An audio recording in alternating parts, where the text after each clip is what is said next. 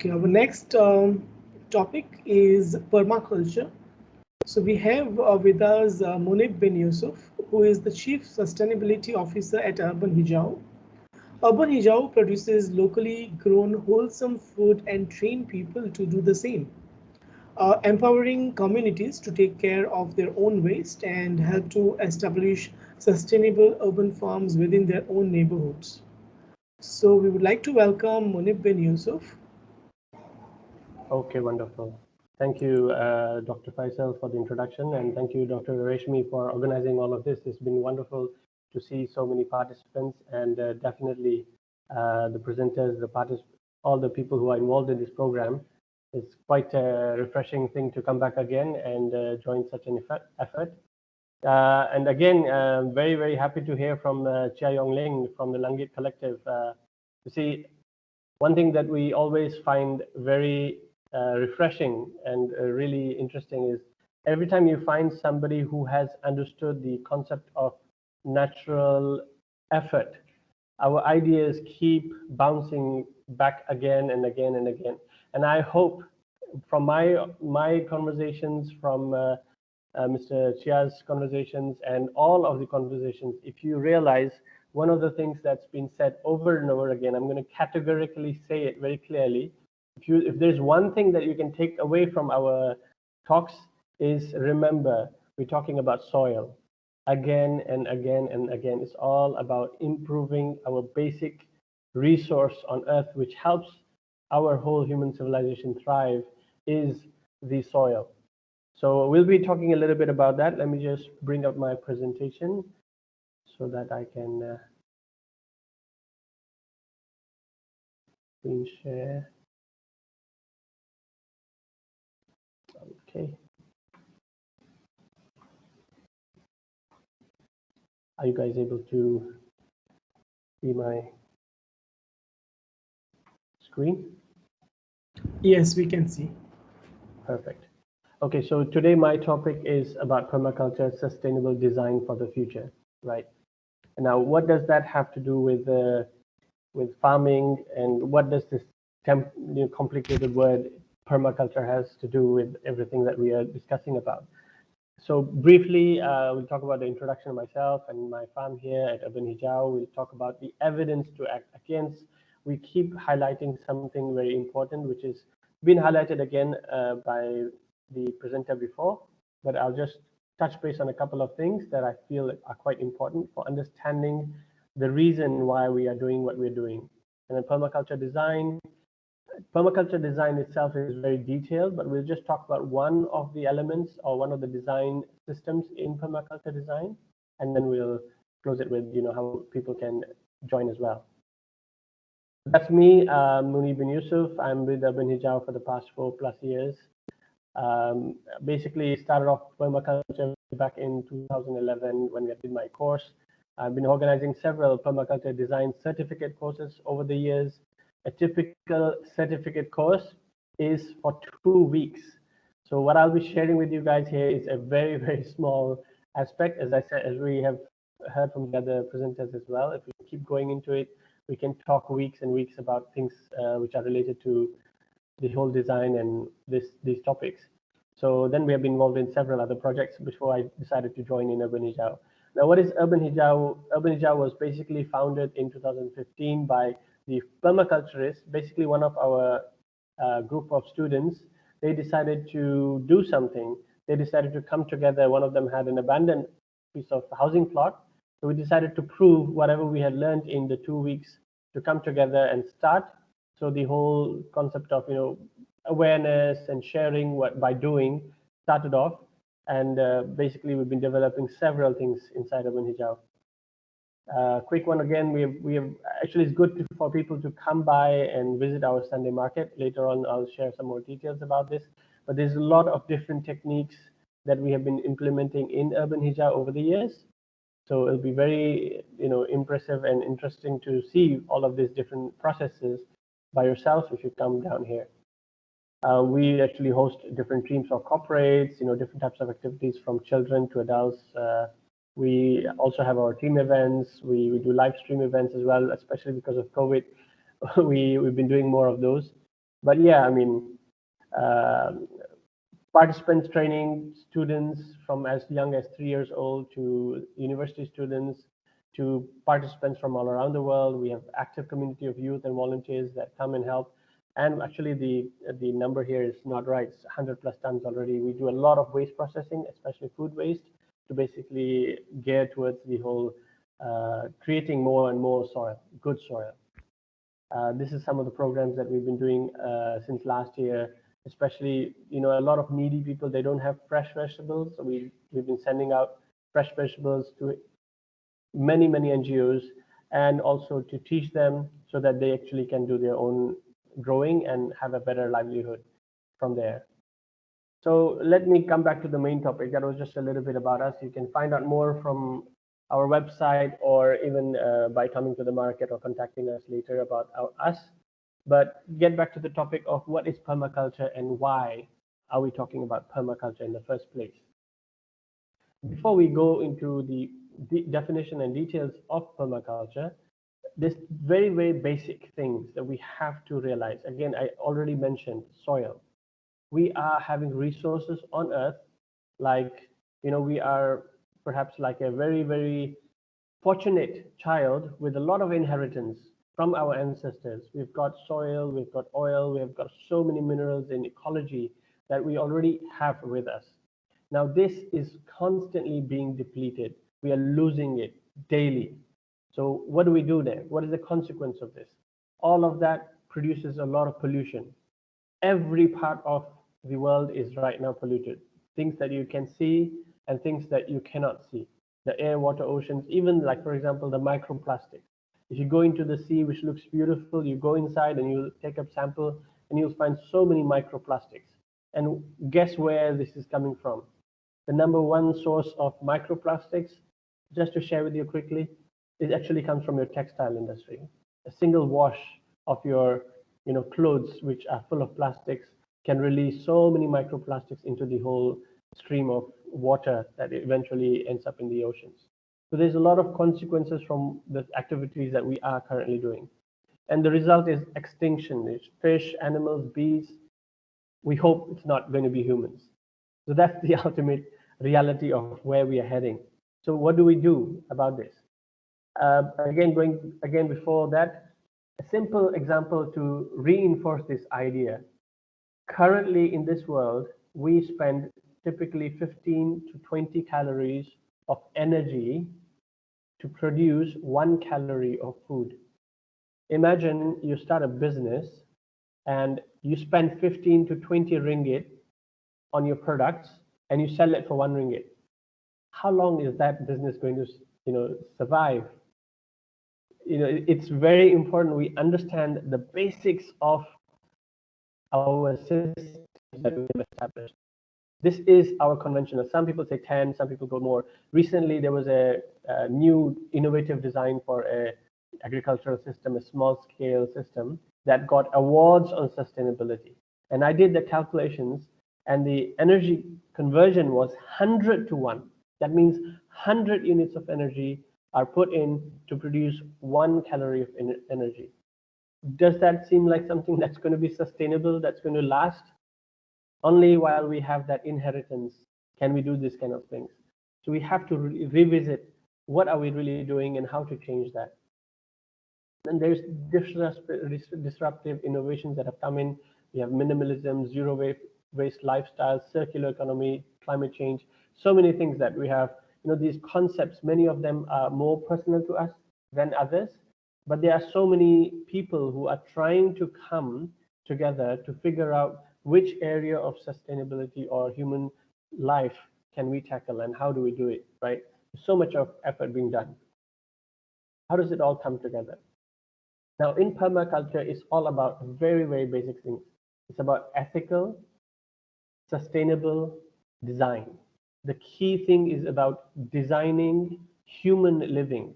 We sometimes forget, what are we doing all of this for? It's not for the vegetables. It's for the humans. It's for designing human living. We want to live on Earth in a way which is going to be beneficial for us, as well as can last for our generations ahead. So what are the ethics? It's very simple. It's earth care, take care of our earth.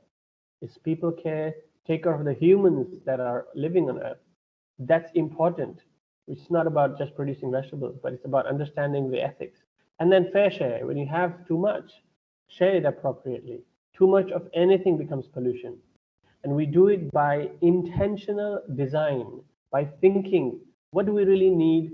What are the resources we have? What are the natural patterns that exist? What do we know? How do we use all that information to design something that will, by design, work? That is the key of permaculture. It comes from the word permanent culture, agriculture originally, but as again Mr. Chia mentioned, uh, the the great Fukuoka, when he basically talked about the human culture and the human aspect of a lot of natural farming methods. So the founders of permaculture basically added on the idea of human culture and the human occupation of earth. So it was modified from the permanent agriculture to permanent culture, human culture, to basically design systems that work, that thrive. Again, my personal understanding and sharing of the concept, I feel that the easiest way to connect with people is, you see, we humans have been living on Earth for a very long time. So there are knowledge, there is specific knowledge in local areas that we already know. So the local traditions, we don't forget about those. We figure out what are the local traditions that are specific to any country, any area. And then you see the natural patterns. So for example, you go to a forest. Nobody takes care of the weeds, right? Nobody waters the plants. Nobody uses pesticides. Nobody does anything, but it's a system of, that's just thriving and everybody has enough. About, I don't know how many years ago, maybe 5 years ago or so, there was a long period in Malaysia when we did not have rains, about 4 months or so. And then if you actually drove around at that time, so many plantations, the rubber plantations, the palm oil plantations were like looking so dry. But yet, even after 4 months of no rain, we had the forests, they still had the trickling water in small streams. It had reduced for sure, but there was still a lot of water that was just trickling through that forest. So that is the natural pattern. There's these systems that exist in these natural patterns that we need to understand and learn from. And with the advance of science, we have understood so much today. So use those patterns, use the local tradition, and use appropriate technology. We don't shy away from technology, right? So if there is a technology that can help improve what we are doing, then use it, but use it appropriately, not wastefully. When you use it wastefully, then the whole energy science of the conversions just gets messed up and it's not sustainable. But when you use it appropriately, then you can actually make very good sense out of it. What we do is we create systems that are ecologically sound, that are economically viable. You need to make the sustainable income as well, which provide for their own needs. We'll talk a little bit more about this in the design elements section of it. And do not exploit or pollute. We do not want to create a footprint beyond what we are doing, which will last and just continue to create pollution. Like, for example, a typical plastic bottle. It just sticks around for a very long time. So when you do something, you want to think, if that thing is going to stick around for a long time, is that useful? Is that beneficial or not? So those kind of design. So how do we design is basically through observation, as I mentioned earlier. A lot of knowledge from our local heritage needs to be observed. If you don't know much, you can just put your hands behind your back and walk into your garden, into your kabun, and into the forest. And just by walking and observing carefully, you can actually learn so much. In terms of the natural patterns, you don't only have to learn from your own surroundings, but whenever there is a climate analog, which means, for example, if there's another country which is tropics, which have similar temperature, which have similar humidity, which have similar things, you can actually copy that design and use it here. But you cannot copy the design from London. A lot of people constantly who want to start growing, who want to start doing these things, just end up copying something from YouTube, which is not appropriate for our climate. We have to mimic the systems that are appropriate. And again, low energy tech, which uses sustainability as a core. So when we talk about permaculture, actually, it's much wider concept. We talked about soil, food, shelter. For example, again, just a quick one, because this is something very easy for people to click with. You see, we had the British come in, and they taught us how to build the structures, the housing, like they used to do it in the temperate. Now they need these big glass windows, they need these big bricks, etc. But when you install that kind of a structure in the tropics, what it does is it accumulates heat, which is great for the temperate because they're cold, but it's not good for the temperate, I mean for the tropical. So you end up having a very hot house, which needs constant air conditioning and all that to make it cool. But if you go to a kampung house, it's naturally shaded, a lot of ventilation, it's designed for the tropics. That is much easier to live in because it doesn't require that much of air conditioning and all that. So understanding the climate and the appropriate use of resources is also key. So when you talk about permaculture, we look at all aspects. We look at ethics, water, climate, energy, whatever the human living requires, the community, whatever it requires. So you design in mind with that thinking that we want to have a design which can help humans live. So again here, last thing that I would like to highlight about the design is, here in design, what we do is we intentionally create, plan, or specify what do you want to do. But when you talk about techniques, for example, we talked about organic farming, syntropic farming, aquaponics, composting, rehabilitating, regenerative, even agriculture. All of these, regenerative agriculture is actually a bit wider. It also, we work together with that in permaculture a lot. But it's also about, specific techniques are things how to do it. While the design is about how to think about doing it. Because if you don't understand the whole pattern, sometimes you might be very good in that specific thing, but that's what you're, the only thing that you're working on. It doesn't connect with the rest of the human living sphere. Now we'll go quickly to a small need seeds analysis example. This was also shared earlier, but let me just reiterate it in our own way.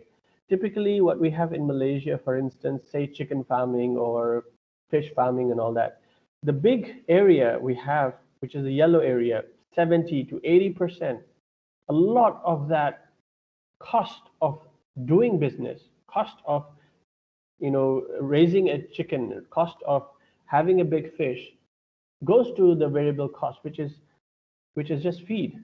A lot of it is just feed.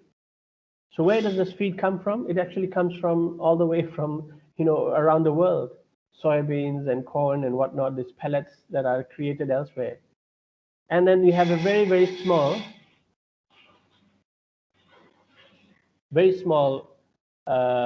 fixed costs and very small margin. So you end up making a very small profit on doing a lot of work. But if you imagine this whole area of variable cost, if you are going to substitute that with something local, something very easy to produce, and something that's not going to cost, what's going to happen to the margin? So typically in a needs analysis, we want to see what are the needs for any activity that we want to do, and what are the yields. So while the yields can improve or even if decreases, but if we really bring down the needs in ways of, for example, not using fertilizers, for example, of rehabilitating the soils, for example, creating your own green mulch, all of these methods will reduce your cost. Ultimately, you actually can end up with a much better profit. It has been tried and tested. In other countries where they have gone through these things, they actually use very little. Again, as it was explained earlier, you end up saying we don't even need to do so much work. So you end up having more farms because there's not so much work required. When you design systems that work, they work because you've designed it properly, rather than requiring our effort. I think earlier Chia also shared this story. I think I like to share the story again. It's about our thinking. Typically we want to do, we want to act, we want to keep with our action of figuring out what we need to do to fix things. So what happens is when a farmer plants something, he will plant the same thing. Say for example, corn. He plants one corn and another corn and another corn, and then there's all these corns. So imagine all of these corns. What do they need? They need the same nutrients from the soil. They're all competing for the same thing. So they all start competing for the same thing. Maybe there's not enough nutrition. So now the farmer says, okay, I'm going to add fertilizer. So he adds the fertilizer. Now you have so much fertilizer added. Not only does it kill a lot of the natural life, but it also provides a very quick and easily accessible nutrition. Not only the corns like it, the weeds love it. So a lot of weeds start to grow. Now the farmer is again angry. Hey, somebody else is stealing my fertilizers. I don't like that. That's when they come out and they start putting in the herbicides, which kills all of the weeds. Now what happens to these dying herbicides? I mean, dying weeds. They start decomposing, and naturally, when something's decomposed, there's a lot of fungus. Again, this causes some problems for the farmer, and it's like, okay, I'm going to put in the fungicide. And he comes in and puts in a lot of fungicide to kill off all of this fungus. Again, now you have no fungus, you have no weeds. So the farmer is happy that there's a lot of lovely corn growing, right? Great. Now we have one pest coming. So this is the mentality of the pest. The pest will come and sit on the corn. I like this corn. And then they'll fly away and then sit again and say, oh, it's corn again. I like this place. And then fly away and sit again, and it's corn again. Like, this is heaven for me. I've got all the food, the same food over and over again. So might as well just live here and bring all my friends. So then suddenly there's so many pests because it's one variety of monoculture planting. You have all of these pests that are single type, which just come and get attracted and start attacking all the corn. Now the farmer is like, oh my God, I have so many weeds, so many pests, so I'm going to put the pesticide. Again, more poisons and more work and more activity. You see, the logic makes sense, but you're actually fighting against a natural system. So you have to constantly fight. So what if we don't fight? What if you don't create monoculture of only corn, but you grow, say, corn with beans? And now the beans produces nitrogen through the nutrition that it has, the nodules it has in its nodes. It's a nitrogen fixing plant, and it also climbs on the corn, and the corn shares the structure with it and works together with it. And then when the pest comes, it'll get confused with the variety. It'll get confused with as much biodiversity as you have. And instead of the two corns competing against each other, these two plants, the corn and the beans, help each other. So you plant things that help each other rather than compete with each other. Then suddenly the whole equation is changed. And you can design a system that works much, much easier rather than just taking action and taking action and taking action without realizing. So this is what Fukuoka used to do, basically. He used to say, what can I not do to make this system work? And when you think like that, when you change your thinking and you start designing your system, you actually come up with brilliant ideas which work, because nature typically works. You just need to help it. Now, look at the food story. Like, we know we keep talking about the food story. What we have currently happening is we have very low margins in production. We already talked about this just now. And then a lot of it is pollution and waste. In Malaysia, it's about 50% of the waste that we have is, food waste. So there's a lot of pollution that's happening. It has a lot of energy. We talked about that early. The nutrient value is very low because you have all of these competing things. The life inside the earth, soil is not good. So the nutrition that comes out from there is not good. Very easy test for everybody out there. If you want to know your food is nutritious, just taste it. Bland. If it is bland, if it does not have a strong taste, it means it does not have nutrition. If you have good tasting food, it means that it has good nutrition, because the minerals and vitamins and all of that actually create a lot of beautiful taste. And then you have depleting resources. Day by day, our resources are getting less and less. And then we have an ecosystem problem. You see what we are doing, how they're all connected, and how they're creating more problems for us. So if we go back into the design, then we really look for long-term profit and real sustainability. So if there's one thing, again, I like to highlight this over and over again, if there's one thing that you can remember, what we can come out of this workshop is about how do you improve soil. Every year you want to improve. Your soil should get better and better and better. Then you're in an abundance. So in Malaysia, for example, you want to talk about soil. Let's look at the systems of Amazon rainforests. They have beautiful soil. They created those soils. These are man-made forests. They have a soil called terra preta that we can replicate that in Malaysia by adding biochar, by adding simple things, by as earlier was mentioned, by decompacting, because a lot of times we have just been walking over our soils, making it so compact that they just cannot breathe anymore. By decompacting it and opening it up and adding the right amendments, you can actually fix the soil. Now, if you fix the soil, what happens?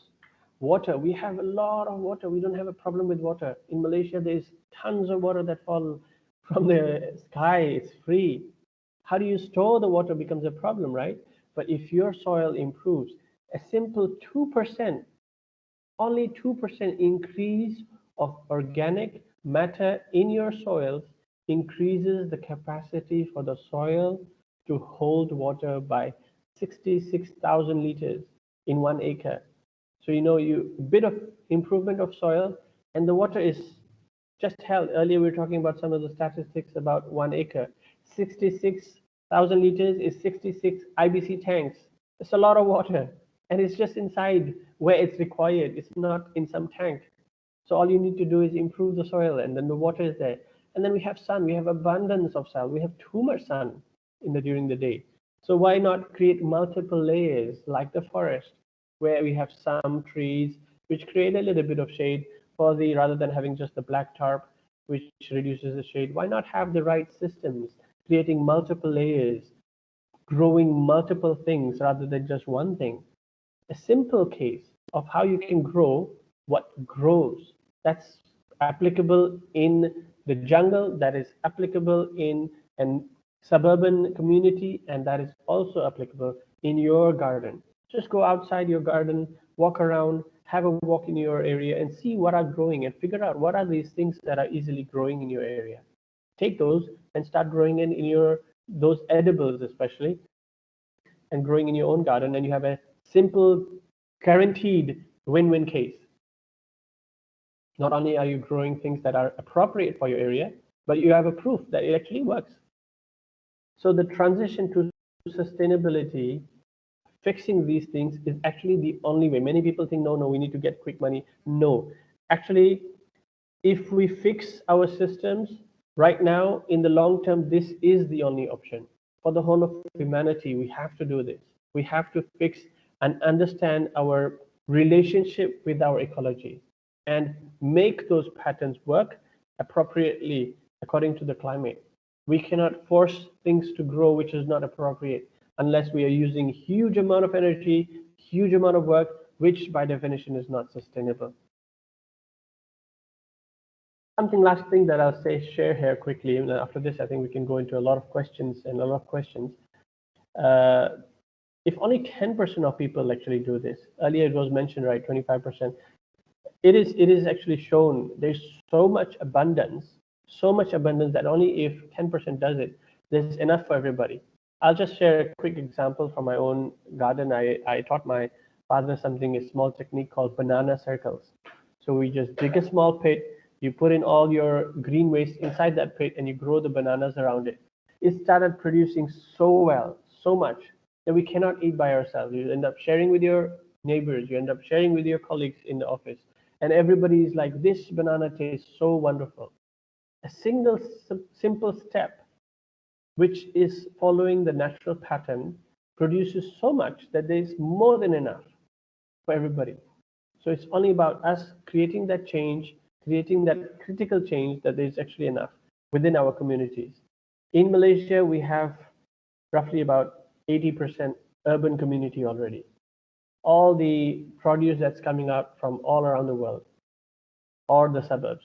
So let's bring that food back to the urban environment where people are so that it's as fresh as possible and as near and as nutritious as possible as well.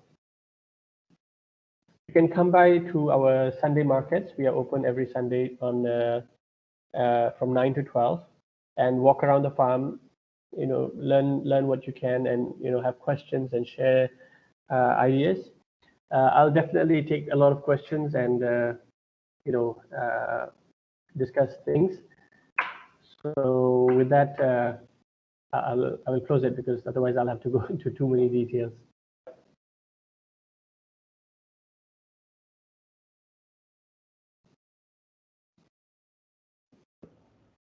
Thank you so much, Muneeb. It was a wonderful presentation. I'm sure we all learned a lot from it, and I'm sure that we have a lot of questions too. So we'll wait for a while for the audience or the participants to come up with the questions. Yes, are there any questions? Do we have questions?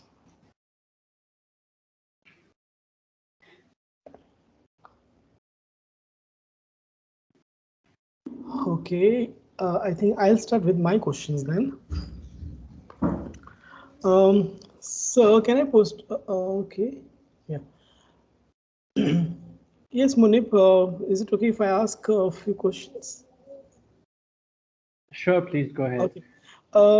Now it was really very interesting, and I feel that we can start from our own, can start from our balcony, a small garden. So, do you have any thoughts on that? Like how we can start a small permaculture garden right from our own balcony?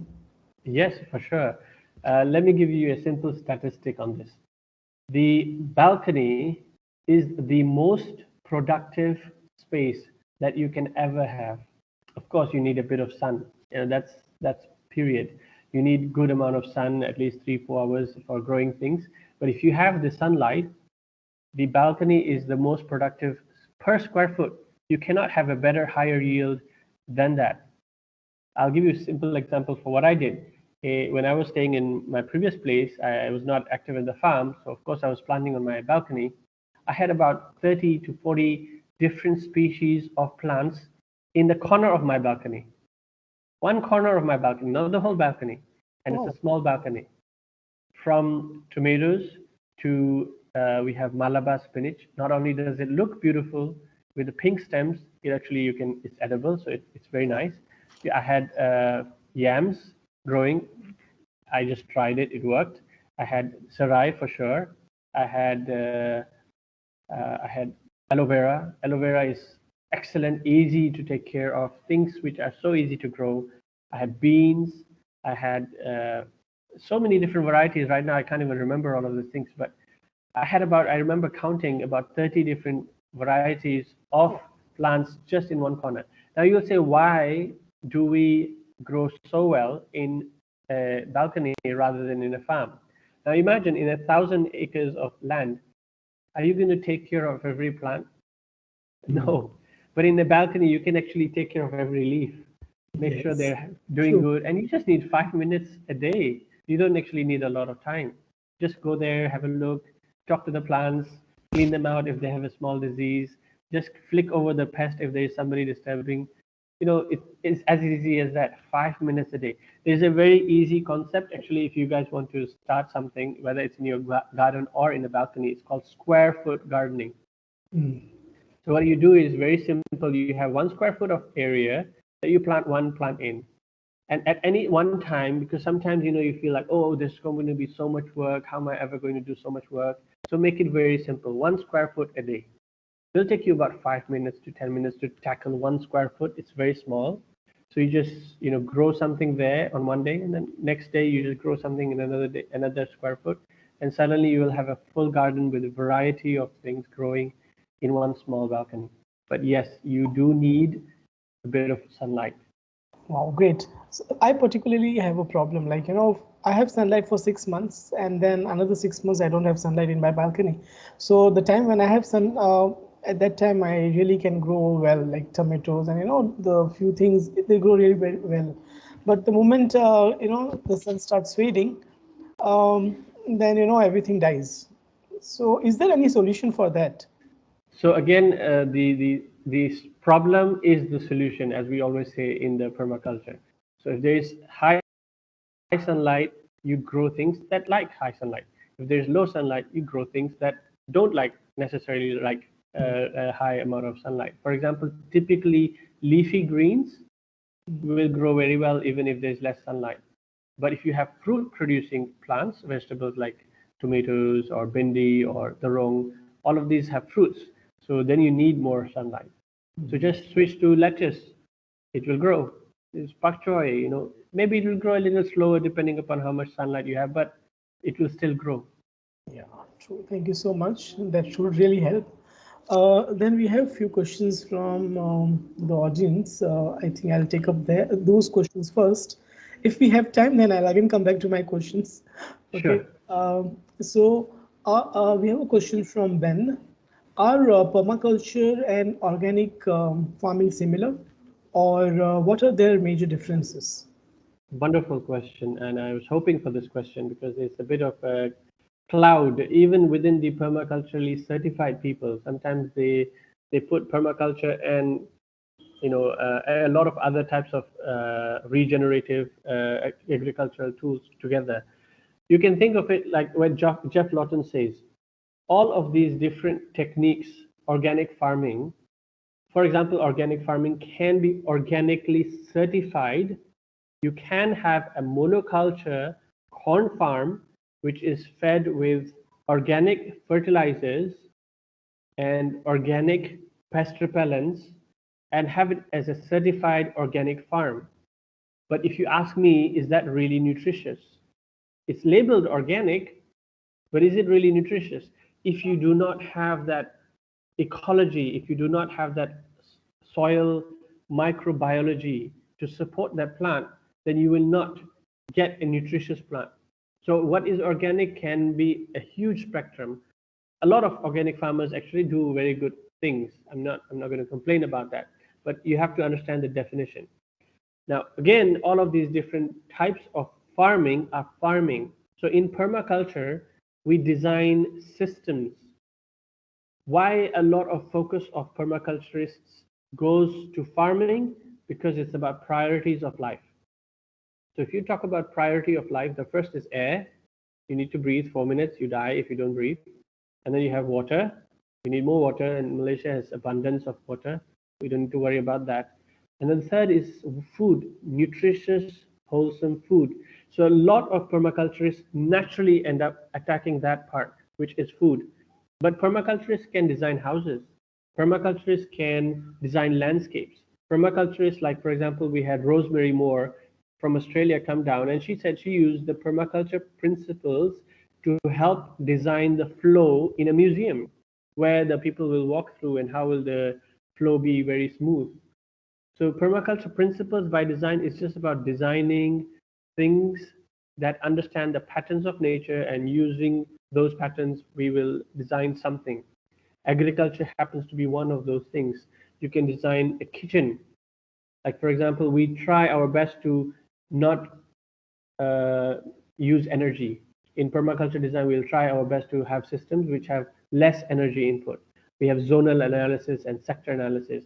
So in a kitchen, for instance, we have a triangular method where you have your sink in one side, you have your uh, your area for cutting, etc., on one side, and then you have your fridge on one side. So you just have to basically rotate to make it more efficient. So what you design with permaculture is quite, big. So Jeff Lawton says that permaculture is like a wardrobe where you have different hangers. You can pick out all of these hangers: organic farming, syntropic farming, etc., and use any one of those hangers appropriately when needed to design the systems that you need. Again, here, it's about design, not about techniques. It's about not about how to do things, but it's about how to think about doing things. But of course, you need to learn the techniques to actually get something done. Hope that answers the question. Ben?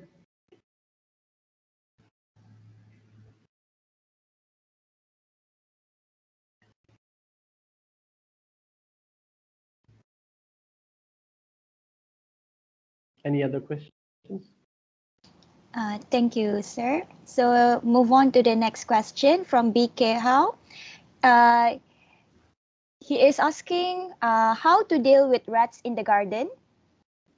Rats. Yeah, rats in the garden. That can be a problem. So it's not just about rats. Earlier, somebody had asked about snails, and somebody asked about weeds, and somebody asked about rats. So instead of thinking about rats, we just keep thinking about what does the rat want? What is the thing that the rat wants? So there's actually a documentary, a movie. It's called The Big Small Farm, or A Small Big Farm in California. They had done this very large scale farm where they designed several things. It took them several years to actually complete and got to the position where they became sustainable. So, for example, they used to have snail problems. So, what the permaculture solution to snail problems, if you really, really have a lot of snails, is get ducks, because the ducks love to eat the snails, and that's good food for them. So, we will find the natural predator. In this farm, they actually had a lot of problems with birds, they had a lot of problems with rats, they had a lot of problems with foxes. So, in an environment, when you are eventually designing and you observing, you will find the natural predators that exist. Like typically in Malaysia, we have a lot of rat snakes. You don't need to, get rid of all the snakes. They're good. Some snakes are required. So if there is too much, first of all, why are they being attracted? So what's the source? And the second thing is, what is their natural predator? How do we create an ecosystem that doesn't harm us, but does create a process for them to be reduced naturally, rather than putting a poison and all that? In specific areas, like for example, if you have a store, yeah, I mean, you might want to put a rat trap or something, but on a larger scale, yes, it's best to understand the local natural system that exists to solve that problem. Hope that answers the question. Okay, thank you, sir. So move on to the next question from Jennifer. She's asking, what is a hugel? Kueh lapis, I was told. I'm not sure what it is actually, yeah. So can you please explain, sir? Hugel culture. Kue lapis, I was told. Kue lapis, I'm not so sure, but hugel culture is basically, burying your waste, etc., inside, or even woods, etc., inside a pit to slowly decompose.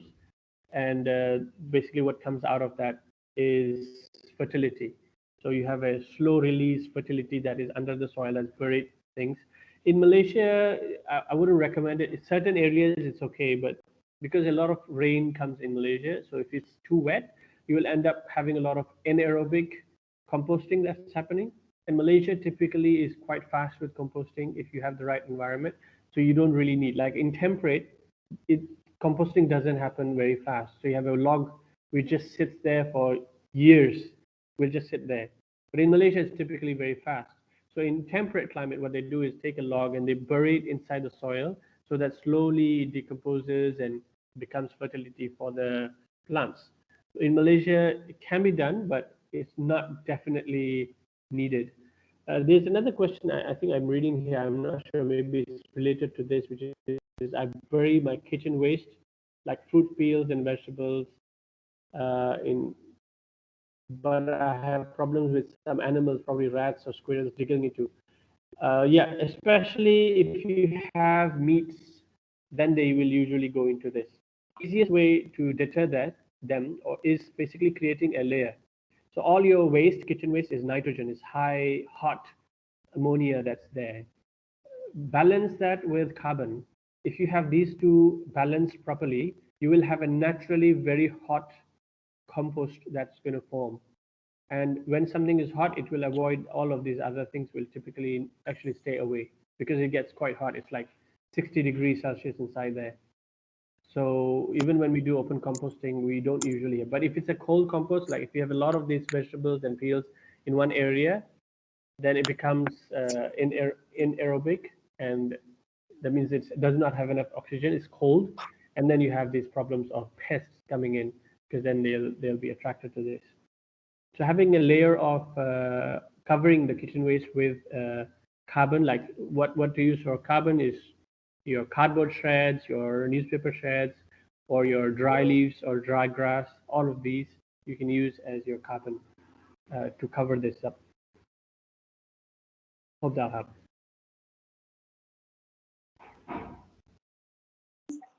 I think there's one more question here that what's the difference between permaculture and biodynamic farming?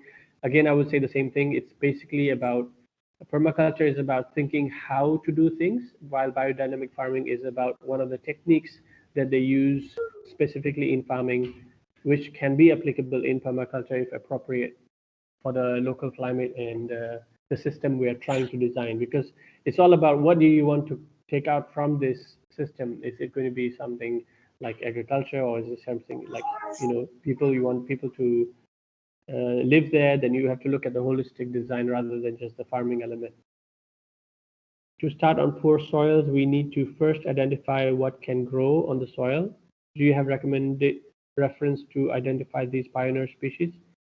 Yeah, walk around the area, you will already see, like earlier Mr. Chia mentioned, for example, lalang grows, right? Any area, when you have something growing there naturally, that will already tell you what kind of soil you have.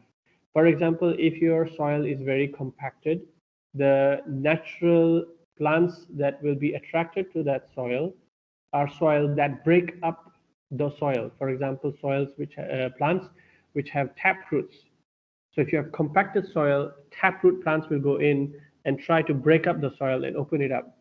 But if you have very like sandy soil, a very loose soil, so what will happen is you will have a lot of plants growing which have a lot of roots which will hold the soil together. So depending upon the type of soil you have, you will naturally have a lot of weeds growing there. So from there, you can understand the condition of the soil and see what you can do to amend to do this. As earlier was mentioned, for improving the nutrition, organic matter, mulching, planting, mung beans or leguminous plants, anything that adds nitrogen to the soil, chop and drop trees, patai belalang, or all of these nitrogen producing soil, like you have down turi, try to grow things that you can eat as well as help the soil. So you got double benefit rather than only planting like patai belalang, which you cannot eat. So you can always, so trees, I would say, nitrogen fixing soils, trees, and also plants which would be nitrogen fixing in the initial stage, but things which you just chop and drop, so that you're constantly improving the soils. Things that grow fast. Yams grow very easily in Malaysia. What else? Yeah, typical legumes. Any type of legumes would be good. It's good to note here, try to grow things, because there are some legumes, for instance, that plantations use. They call it like kacang gila. So you grow them, they're very good for soil, but they will just take over the place. So you don't want to grow something that is so strong that it'll take over the whole area. So you do want to grow something that will be managed easily. So like centropina, there's some seeds which are, they're like wines, and that just grow and they produce a lot of nitrogen, but they just take over quite strongly. You want to be a bit careful with that if you have a big farm, especially because the maintenance will become difficult. Any other questions? So for the next question is, would self-made enzyme from food waste and sugar ended up introducing more harmful fungi? From N. No, it will be good. Food waste, if you do it right, especially, enzymes are basically facilitating a lot of these minerals to come out and become more bioavailable. So you're just helping to speed up the process of creating this nutrition. So basically, you're helping them to prepare these nutrition in a way which help. We actually make a lot of fruit enzymes ourselves. Actually, this morning we caught some fish, and we're going to use the waste of the fish to make fish amino acids. So we will always use these wastes appropriately. Like, for example, some of the fruit peels, we will dry them, we will make them into powder and use it either as mulch or use it as a fertilizer amendment. Or some of the fruit peels, we will, especially if they are naturally sugary, then it's easier to use it to make it enzymes. And we'll use it as enzymes. And those are the natural things that are always good to improve the nutrition and even strength of the plant.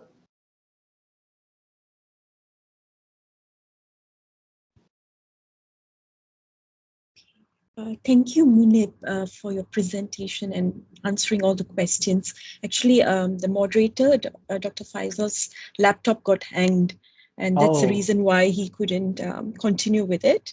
Yeah. So I think any more questions? I guess this is the new norm for the virtual world. This yes, technical things keep happening. Yeah, it keeps happening.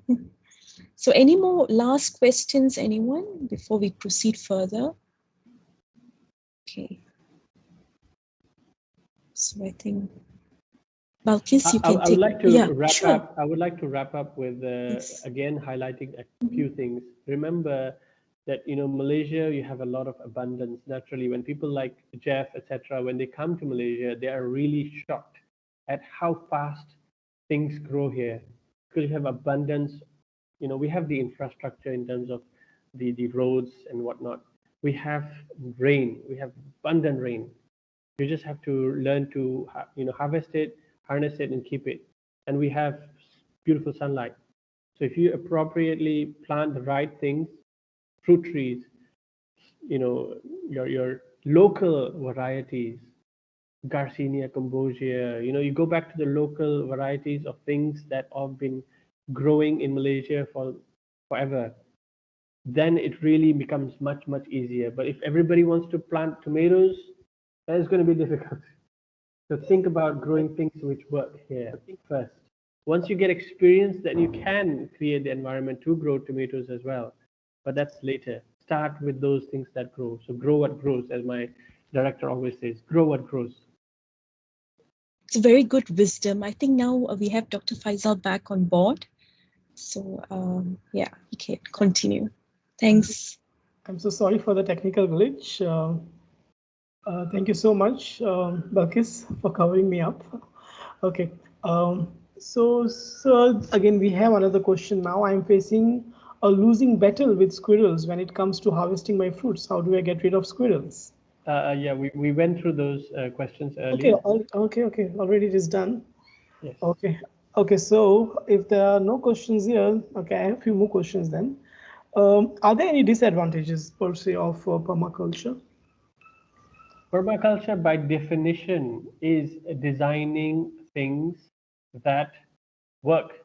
Now, what I would say as a disadvantage, perhaps with a lot of people, you will see a lot of, like, you just quickly do a YouTube, and you'll find a lot of people who are doing permaculture typically are in clothes which are perhaps a bit torn, and so I've had this question told to me before in one of the presentations. It's like, is permaculture only for hippies? Is permaculture only for those people who are a bit out there? But it's all about, so what we say is, yeah, anybody who is willing to come and turn their compost is more than welcome, but it's not only for hippies. Perhaps a lot of permaculturists are a bit too ideal into a utopia. They want to create that utopia of which right now it doesn't exist. So there is a transition that needs to happen. You see, besides all of these things, whatever, one of the things, that core things that we are connected with right now in this world is money. And until that system is established properly, you cannot just suddenly disappear and expect to create a utopia. You have to understand the transition that needs to take place slowly to bring up a community.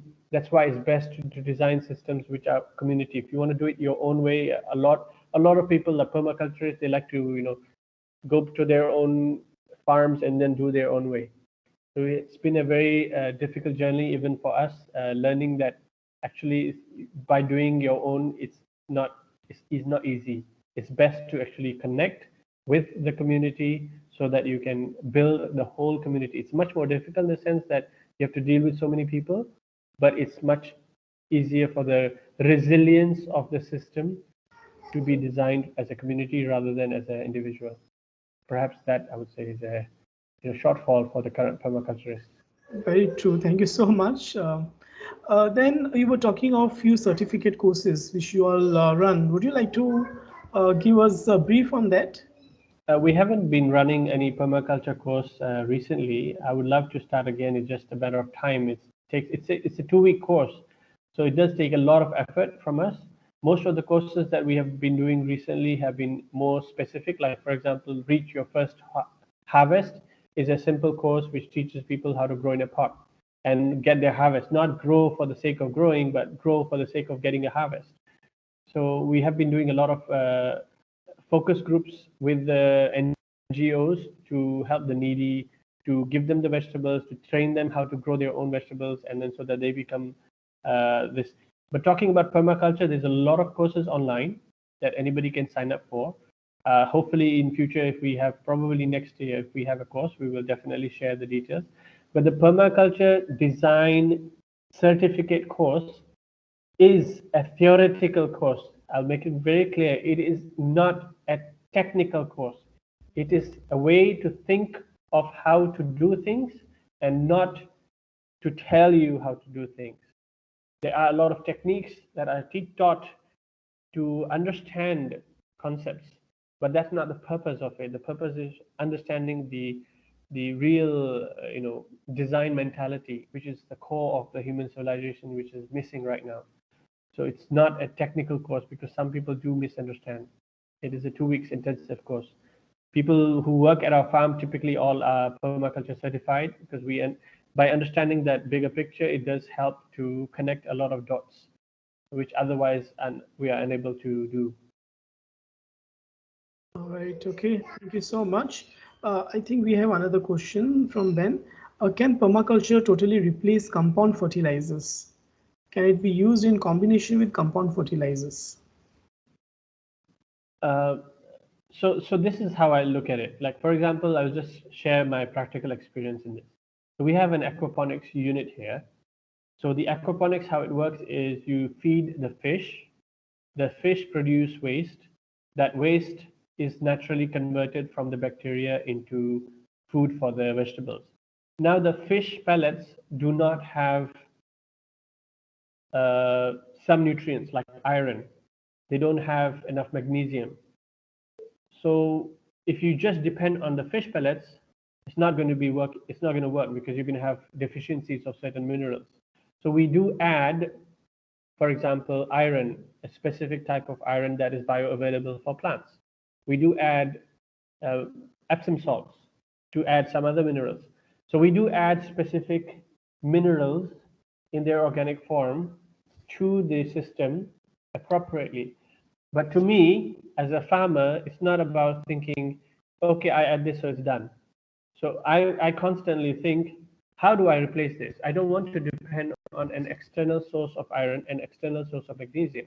So what I've done is I've created a worm bin where I put in my high potassium, high magnesium, and high iron vegetables and fruits. So you have your moringas, you have your bananas, you have your banana peels or pineapple peels, etc.